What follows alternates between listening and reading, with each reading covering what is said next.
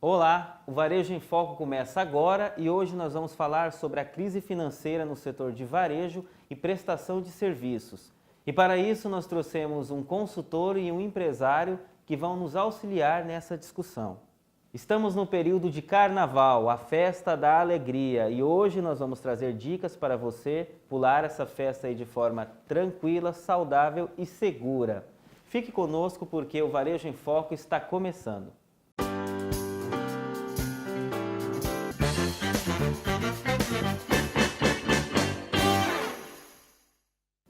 A indústria paulista teve uma leve reação no mês de janeiro deste ano. Pela primeira vez, as indústrias de São Paulo contrataram mais do que demitiram. Só no mês passado foram feitas mais de 6.000 contratações. E essas contratações são vistas de forma positiva e um bom sinal para a economia. Os trabalhadores que foram demitidos ou pediram demissão até 2015 já podem receber o FGTS. Se você quer saber se tem direito ao benefício, basta procurar uma agência da Caixa Econômica Federal ou acessar o site. Lembrando que você precisa saber o número do seu PIS que consta na sua carteira de trabalho. Se você quer saber se tem saldo a receber, é só consultar o calendário que tem como base o mês de aniversário. O FGTS é uma das medidas do governo federal para injetar dinheiro no mercado. Só em Mato Grosso serão mais de 728 milhões. Atenção para o calendário. Para os trabalhadores nascidos no mês de janeiro e fevereiro, o pagamento será feito a partir do dia 10 de março. Para quem faz aniversário em março, abril e maio, devem procurar as agências a partir de 10 de abril. Para quem nasceu em junho, julho e agosto, o pagamento será a partir de 12 de maio. E para quem faz aniversário em setembro, outubro e novembro, o pagamento está programado para a partir de 16 de junho. E para quem faz aniversário no mês de dezembro, deve procurar a Caixa Econômica a partir de 14 de julho.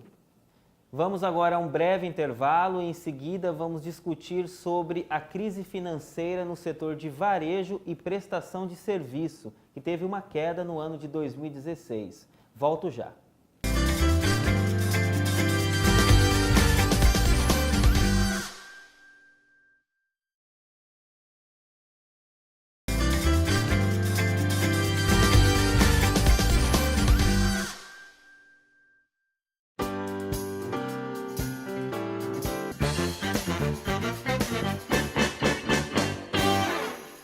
Voltamos com mais um bloco do Varejo em Foco e hoje vamos tentar entender sobre a retração no mercado de varejo e serviços que fez com que muitas empresas fechassem as portas o ano passado.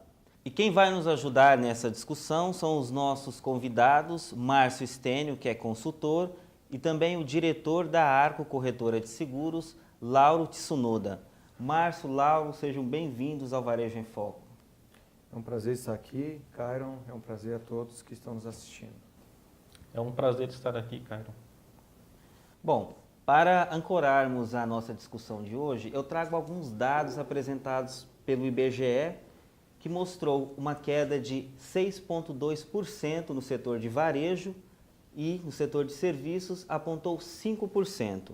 Somando os dois últimos anos, o varejo encolheu 10,5% e o setor de serviços 8,6%. Qual a avaliação que vocês fazem desse cenário? Bem, a gente avalia isso, eu avalio isso como já um resultado de uma ressaca do que a gente vive nesse momento, né? Primeiro a gente observa que há uma desaceleração do mercado industrial, o mercado produtor, e como consequência disso você tem toda uma série de uma cadeia de quedas no comércio e depois disso no serviço. Por isso esses números de maiores quedas no varejo e depois no serviço. Por outro lado, olhando os últimos números, Cairon, a gente observa que a economia está se recuperando lentamente, mas ela vem se recuperando. É tanto que dados recentes de hoje, de ontem, mostram que a indústria ela já está contratando mais do que ela está demitindo. Ou seja, a parte primária ela já começou a se reerguer. E na sequência a gente observa que os outros setores de comércio e serviço eles vêm também nessa sequência. Claro, não ainda apresentam isso, mas vêm. Márcio, alguns especialistas dizem que as empresas que passaram pela crise e conseguiram se manter erguidas, elas hoje têm uma facilidade de manter a estabilidade.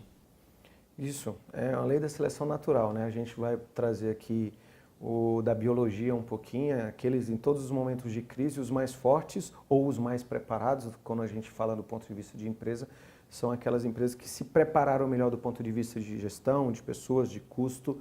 Elas vão conseguir passar ilesas, claro, vão sofrer um pouco com isso, mas elas vão se adaptar rápido a essa nossa realidade e, consequentemente, durante e no pós-crise, são empresas que vão se destacar e crescer rapidamente. Lauro, na sua empresa, como ela lidou com essa situação de crise? Cairon, na nossa empresa, como o Márcio informou, a gente já iniciou nossas atividades de forma estruturada, já bem definido processos, levantados custos, o que facilitou um pouco. Nessa crise nós fomos um pouco na contramão do mercado em si. Nós investimos, construímos uma sede própria e nos 2 últimos anos nós tivemos uma média de crescimento de uns 30% ao ano. E de acordo com a Confederação Nacional do Comércio, mais de 100 mil empresas foram fechadas em 2016. Márcio, como você enxerga essa situação, levando em consideração que as empresas que passaram por essa crise, hoje, elas estão na zona de conforto? Não se encontram na zona de conforto porque a tempestade ainda não passou, certo?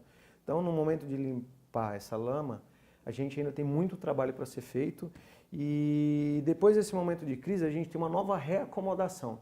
Imagina que são pontos de inflexão. A gente vinha num momento de crescimento rápido, a gente teve um momento de queda, a gente agora está no momento de se adequar para começar a subir de novo. Então, elas vão continuar aplicando as suas políticas de redução de custo, seguros, né, baseado em números, vão continuar suas políticas de readequação de processos, preparação de pessoas, mantendo as pessoas que são chaves dentro do negócio, mas sempre de olho em números.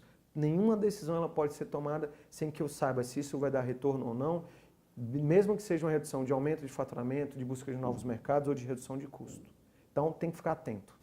Mas o pior da crise já passou ou ainda estamos passando aí por um momento turbulento? Olhando para os números, como eu acabei de falar, a gente olha assim, o setor primário é um setor indicador-chave de como que anda a economia como um todo. Porque se a indústria voltou a produzir, ela aumentou a sua capacidade produtiva, porque tem alguém comprando. Então, se tem alguém comprando, é porque tem alguém que está acreditando novamente que a coisa está... Então, isso como uma cadeia. O primário anda, o secundário vai na sequência e o outro. Então, eu acredito sim, baseado nesses números, que a economia voltou a crescer, certo? Mas de uma maneira lenta ainda. No conjunto, se a gente olhar o número no conjunto, parece que não está, mas já voltou. Terminamos mais um bloco do Varejo em Foco e hoje discutindo sobre a análise da crise financeira no setor de varejo e prestação de serviços. Voltamos daqui a pouco com mais discussões.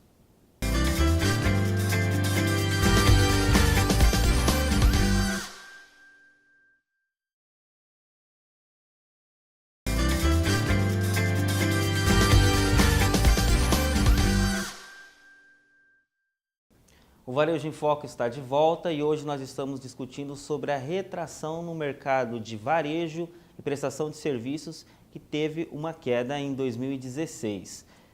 Lauro, no bloco anterior você havia comentado que a sua empresa teve um crescimento de 30%. Qual foi o diferencial nesse momento de crise? Cairon, o nosso diferencial foi o planejamento. Desde o início da empresa foi contratada uma empresa de publicidade e marketing que cuidou de toda a logo da empresa, comunicação visual, foram feitos levantamentos de custo para a empresa, o que fez com que nós conhecêssemos as nossas despesas mensais. Outro fato interessante é que a nossa empresa ela não começou endividada. Muitas empresas elas abrem as portas já com capital de terceiros, de bancos. Nossa empresa ela começou já com capital próprio. Os sócios eles optaram por não realizar nenhuma retirada nos 5 primeiros meses para o faturamento ser destinado à empresa, gerar um fluxo de caixa e assim podermos respirar. Isso é interessante, o Cairon, que ele está falando, que assim, eu não entro alavancado num negócio extremamente importante, eu já entro conhecendo os meus números, então eu sei até que ponto a empresa pode ir. Então, com certeza, Laura, olhando assim o case do teu negócio, olhando outros cases que a gente acompanha, conhecer os números e saber que tamanho de passada a gente pode dar é fundamental para o sucesso. E é tão verdade que, conhecendo esses números, já tomaram a decisão de não fazer retiradas nos próximos 5 meses para que a empresa conseguisse se adequar. E nesses momentos a gente fala muito em cortar gastos, né? Até mesmo na nossa vida pessoal. O carrinho diminuiu, parou de sair, de jantar fora. Márcio, na sua empresa, por exemplo, o que foi cortado? Bem, o corte ele tem que ser olhado com muito cuidado, porque se a gente corta o que gera receita, em vez de melhorar, a gente acaba trazendo piores resultados. Então, eu tenho que cortar aquilo que não vai impactar no resultado do negócio, no resultado do faturamento e lucratividade, e que naquele momento seria algo que não seria tão substancial. Então, conhecer quais são essas coisas, o que é importante, o que não é importante, o que fere o faturamento e o que não fere, vai ser a tomada de decisão fundamental para isso. E a minha empresa, ela precisa então de uma assessoria, alguma orientação de um profissional para que eu faça um bom planejamento financeiro? É importante, mas não necessariamente essa assessoria precisa ser de uma empresa terceira, certo? Não necessariamente precisa ser de uma empresa terceira. Ela pode ser feita pelo próprio empresário desde que ele conheça os seus números, desde que ele já tenha um trabalho prévio de conhecer esses números e tratar. Detalhe, não são só os números eles mostram um problema. Aí eu saio do problema e eu venho para o processo onde é lá que eu vou encontrar as respostas. Por que o meu número não está bom ou onde que ele pode ser melhor? Márcio, é importante ter uma assessoria de gestão eficiente nesses momentos difíceis? Sim, é importante, mas eu falo sempre que é importante não só buscar essa assessoria ou esse apoio nos momentos difíceis, mas assim como a Arco fez, desde o planejamento da empresa, ou se a empresa já está constituída, mesmo antes de chegar no momento de crise, é importante a empresa já conhecer suas forças, suas fraquezas, suas oportunidades, certo? Então é importante ela estar sempre buscando isso. Antes, porque se ela já chega no momento de crise preparada, assim como a empresa do Lauro, a gente vai conseguir passar isso de maneira mais sutil. Márcio, e onde as empresas começam cortando? Bem, para começar cortando, primeiro é necessário que ela conheça onde que esse corte vai impactar ou não e se ele vai impactar no faturamento. Se impactar no faturamento é um corte que a gente não pode fazer, porque quanto mais você cortar, pior os resultados você vai obter. Então é importante que a gente saiba quais são as despesas que não impactarão nesse resultado líquido do negócio, no faturamento e que a gente pode fazer mesmo que momentaneamente. Então conhecer números é a fundamental resposta para que a gente saiba se podemos cortar e onde cortar. Lauro, na sua empresa, o que precisou ser cortado? A nossa empresa ela não necessitou de fazer cortes, e sim investimentos. Na empresa prestadora de serviço, o que mais tem de investimento são as pessoas, mão de obra qualificada. Tem aquele ditado, você prefere um funcionário medíocre que vai ficar com você 10 anos ou você investir em um funcionário, qualificá-lo para ele ser um futuro parceiro? Nós optamos por essa segunda. Ter pessoas qualificadas que futuramente, se não tiverem mais como nossos colaboradores, eles estarão como nossos parceiros. E a parceria hoje, acho que ninguém caminha sozinho muito longe. Então, você tendo parceiros, essa caminhada fica mais amena. Eu vou pegar o exemplo, eu vou puxar aqui até um pouco para mim, né? O corte não necessariamente é a resposta para o momento de crise. Quando não se conhece os números e vai muito no feeling, as empresas acabam passando a faca e querendo cortar de todos os jeitos. Isso só piora o cenário, então a gente vê que isso piora. Se houve um preparo, como é o caso da empresa do Lauro, que se preparou antes, conheceu sua estrutura, seus processos, sabe quem são as pessoas-chave no negócio, em vez da gente parar, a gente faz crescer. E os grandes negócios, as grandes empresas, a gente pega exemplos da Brahma, que lá atrás foi comprada, eles foram feitos exatamente em momentos de crise, porque em momento de crise que as empresas de prestação de serviço ruim saem, tem aquela hora onde você vai nadar de braçada. Então, estar preparado para isso e conhecer é que é o diferencial, Caio. Mas, Márcio, existe um modelo ideal de gestão para isso? O modelo ideal de gestão é trabalhar usando a experiência, certo? E o conhecimento do negócio, é atrelar a teoria à prática. Se eu tenho um embasamento bom entre teoria e prática, esse é o modelo ideal. Sempre respeitando a cultura da empresa, se é uma empresa mais arrojada, se é uma empresa mais tradicional. Esse é a cultura ideal. E como você disse, é conhecer a própria empresa, né?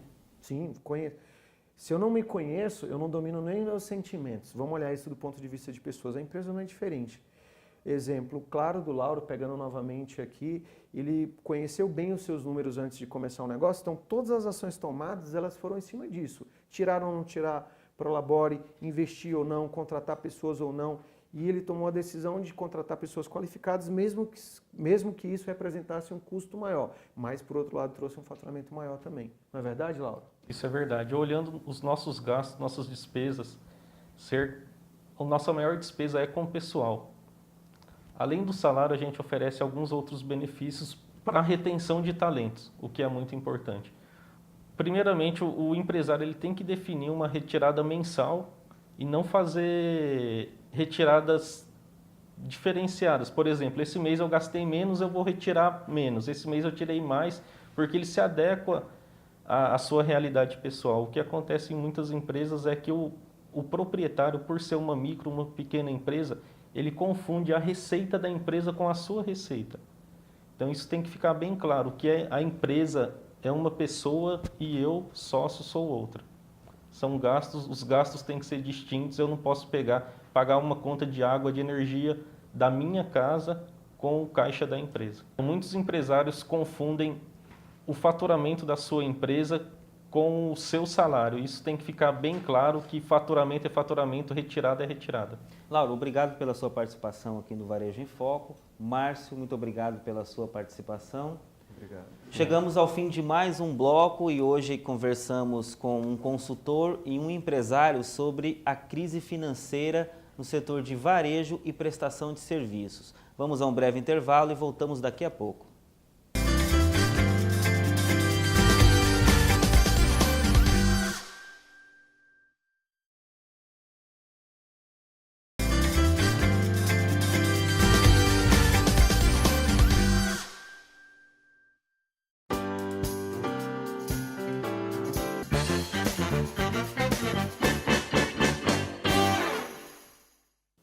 E hoje a dica cultural que eu trago para você é o livro O Verdadeiro Poder, do autor Vicente Falcone.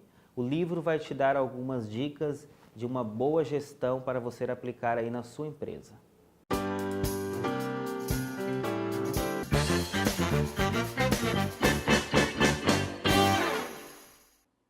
O Varejo em Foco de hoje vai te dar dicas para você pular o carnaval de forma saudável e segura. Para isso, nós vamos conversar com a nutricionista Grace Daniele, que vai dar dicas para quem está se preparando aí para as noitadas de carnaval. Grace, nesse período de festa, é importante se preocupar com a alimentação adequada? Com certeza. Como sempre, como todos os dias, né, é interessante a pessoa cuidar da alimentação, fazer uma alimentação mais leve e se poupar principalmente de alimentos gordurosos ou muito processados, industrializados. E nesses dias de festas, muitas pessoas acabam exagerando da bebida. Faz mal para o corpo, né? Faz. O álcool ele é tóxico e as pessoas consomem em grande quantidade e esquecem de se alimentar, o que concentra esse teor alcoólico na corrente sanguínea, prejudicando principalmente o fígado e as atividades cerebrais. Gleice, é importante intercalar aí bebida alcoólica com a água para se hidratar? Com certeza, água ou até mesmo suco de fruta, porque além da hidratação ajuda a segurar um pouquinho os níveis da glicemia, do açúcar do sangue, né? E quando você ingere líquido junto com a bebida alcoólica, você acaba diluindo o teor alcoólico dessa bebida. E a ressaca do outro dia, como que faz para curar essa ressaca? A cura da ressaca vem dos líquidos, né? Então, beber bastante líquido, consumir legumes e frutas aquosas, frutas que têm bastante líquido. É uma maneira mais rápida do corpo se restabelecer, porque a ressaca ela vem muito da desidratação que o álcool provoca. Terça-feira de carnaval, muitas pessoas em Rondonópolis vão trabalhar, né? Mas o que acontece aí? Acordou de ressaca, o que é aconselhado? Vai trabalhar, não vai? O trabalho é uma questão importante, né? Então é bom a pessoa dar uma desacelerada ou parar o consumo de bebida alcoólica, até mesmo um dia antes do final de semana festivo, para que no dia do trabalho ela já esteja restabelecida, porque no período de ressaca as pessoas ficam mais lentas, né, por conta das atividades do cérebro, reflexo diminuído, e o cheiro do álcool ele exala pela respiração, né, durante a fala e até mesmo pela pele, então pode gerar algumas situações bastante constrangedoras. Grace, muito obrigado pelas suas informações, pela sua participação aqui, dando dicas muito importantes para os foliões, né, nessa semana de muita festa. E para os dias de carnaval, não se esqueça, use roupas confortáveis, leve somente o dinheiro que for gastar, o celular, tome muito cuidado, guarde o celular em algum lugar seguro ou deixe em casa e não se esqueça, evite tumultos e confusões. Assim você pode ter noites tranquilas e alegres de carnaval. Um bom carnaval a todos vocês. Queremos agradecer à TV Cidade Record, à agência Altos e ao Sicredi. E o Varejo em Foco de hoje fica por aqui e para o próximo sábado nós preparamos um programa dedicado às mulheres. Você não pode perder.